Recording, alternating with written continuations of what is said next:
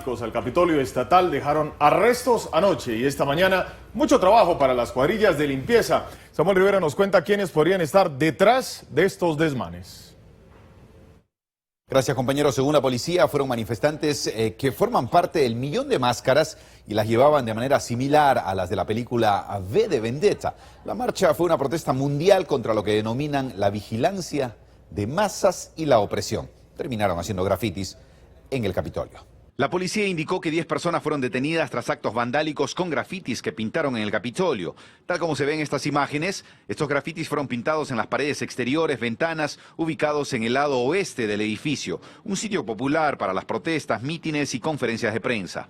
Bueno, está muy mal el hecho de que prometan muchas cosas y todo, si cumplen o no, nosotros tenemos que tener principios de no dañar lo que es nuestra comunidad.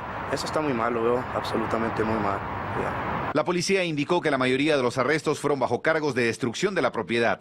Asimismo, una persona fue arrestada bajo sospecha de agredir a un policía.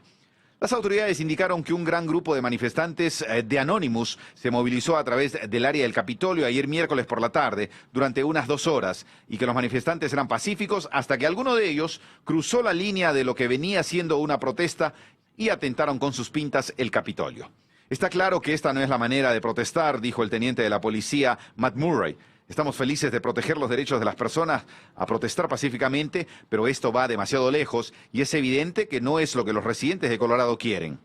Si usted es testigo o víctima de grafitis en su propiedad, haga esto. Pida la asistencia gratuita de eliminación mediante la presentación de una solicitud de ayuda 311 a obras públicas de la ciudad. Debe completar un formulario de autorización para el borrado del grafiti.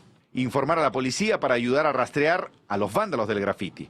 Los detenidos, según nos indicaron las autoridades, podrían ser acusados de delitos graves.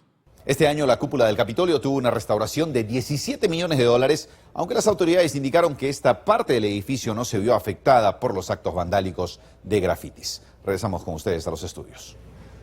Muchas gracias a Samuel Rivera por esa información.